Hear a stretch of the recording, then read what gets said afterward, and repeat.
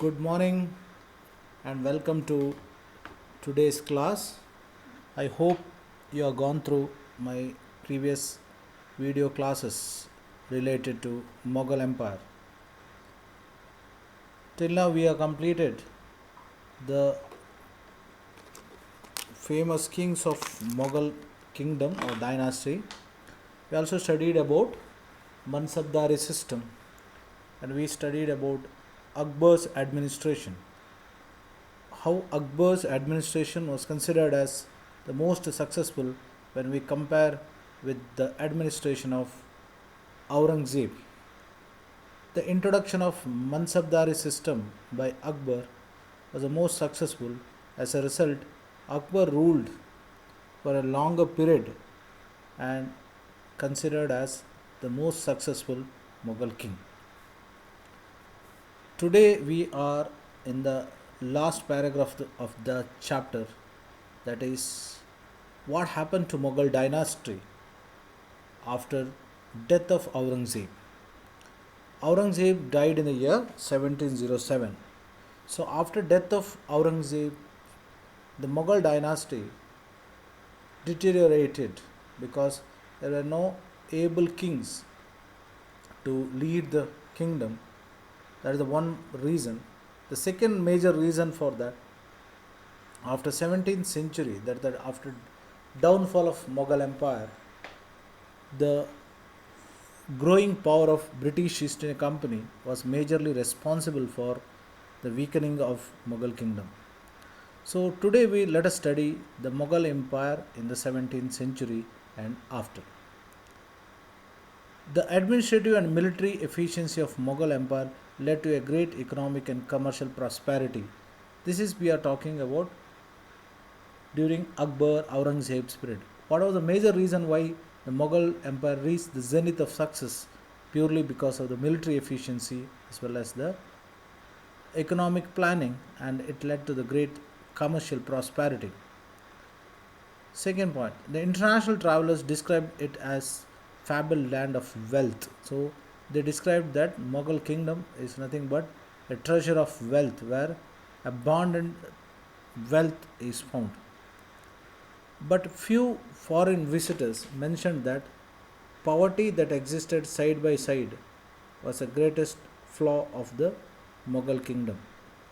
Few foreign visitors during the Mughal kingdom, they also said that if you go to countryside, the good example of poverty was prevalent.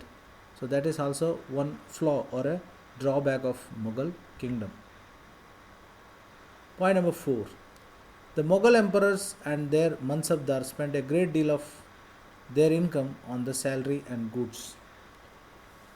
Few Mansabdars spent a great amount of money in the form of salary as well as in the form of purchasing goods. The wealthier peasantry and the artisan groups and the merchants and the bankers profited in this economic world. So, who were more benefited in the Mughal kingdom? They were the wealthier or rich farmers. When a Mughal authority slowly declined, the several new kingdoms emerged as a powerful centers of power in the region. Now let us study when Mughal dynasty declined. I explained you that in the year 1707 when Aurangzeb died, after death of Aurangzeb, several new kingdoms emerged as the powerful kings. Out of them, Siraj-ud-Dawla of Bengal is one example.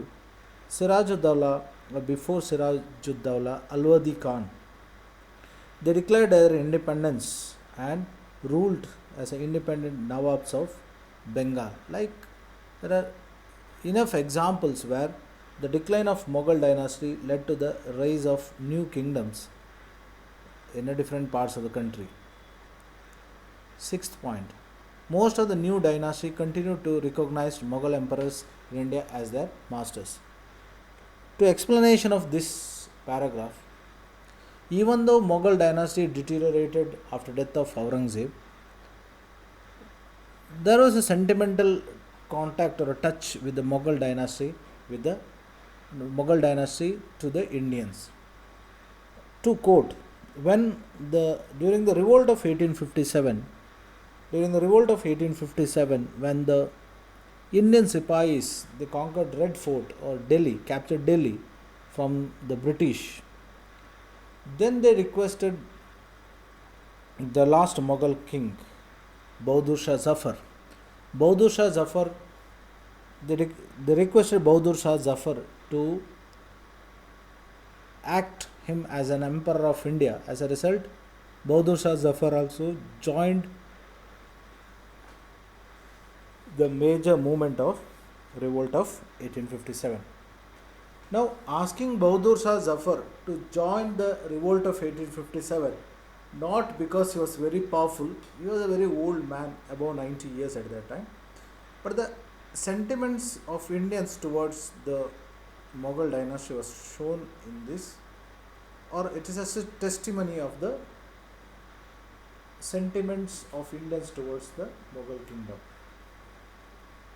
Kingdoms of such as Hyderabad, Awadh are the examples which origin during the period of 17th century, that is after the decline of Mughal Empire in the 17th century.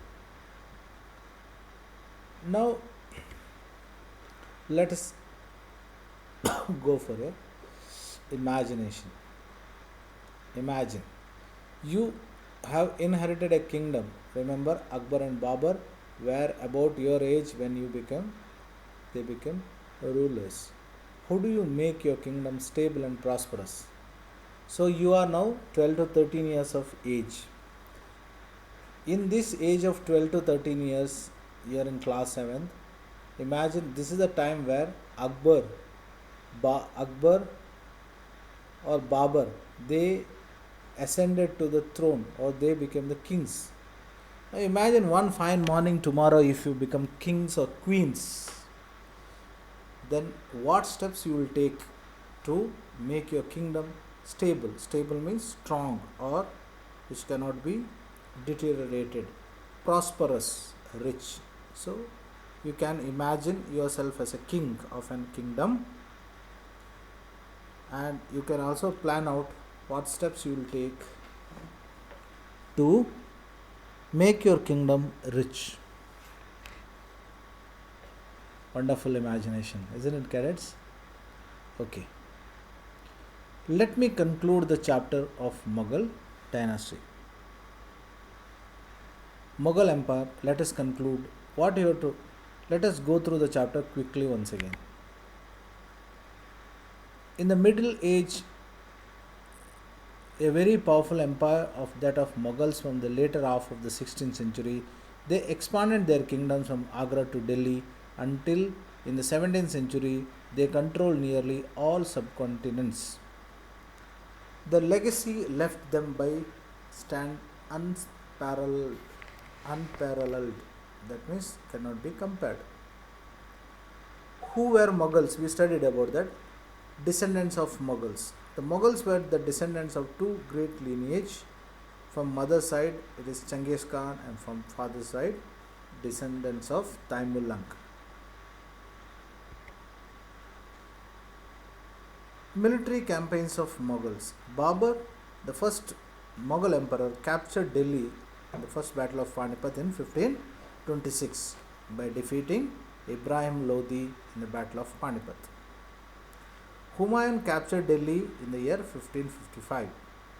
Akbar captured Chittor in 1568, Ranthambore in 1569, Gujarat, Bihar, Bengal, Kashmir, Khandesh and Birur in 1585 to 1605. Jahangir took campaign against Sikh and Ahoms. Shah Jahan captured Ahmednagar and Bijapur. Aurangzeb waged war, a long battle of war in Deccan.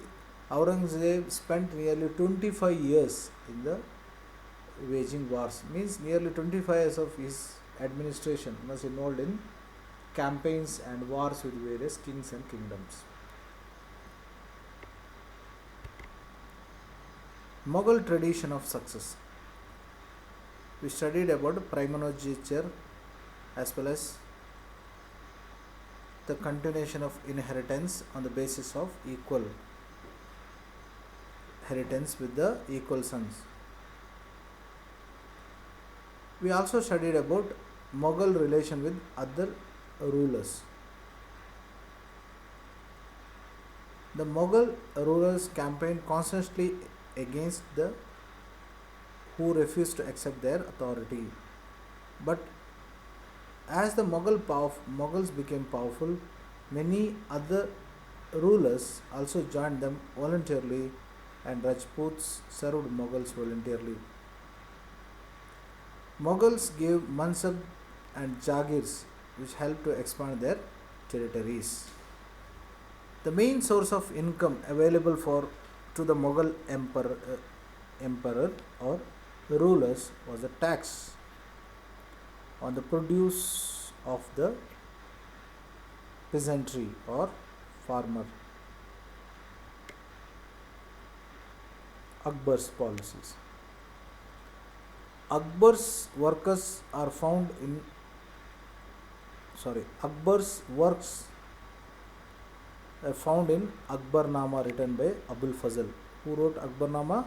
Abul Fazl. Akbar divided his kingdom into provinces called Suba and Subedar. Akbar's nobles commanded large armies and great access to large amount of revenue. While Akbar at Fatehpur Sikri, he started discussion on religion with the ulemas, Brahmins, priests, and Roman Catholic and Zoroastrians. So this discussion or the religious discussion took place generally in a place of Ibadat Khana. Akbar realized that all religious scholars emphasize rituals and dogmas were often bigots. It led to the idea of Sulhi Kul. So Akbar famous theory of universal peace is called as Sulhi Kul. Shah Jahan and Jahangir followed the principle of Akbar, that is Sulhi Kul. The Mughal Empire in 17th century. The administrative and military efficiency of the Mughal Empire led to a great economic and commercial prosperity. The Mughal Emperor and their Mansabdar spent a great deal of their income for salaries and goods. The wealthier peasantry of farmers and the artisan group and the merchants and the bankers profited this economic world. Primary producers, however, they lived in poverty. By 18th century, several provinces started declaring their independence, though they continued regarded Mughals as their masters. So, cadets, with this we completed the chapter of Mughal dynasty. Go through the slides very carefully once again.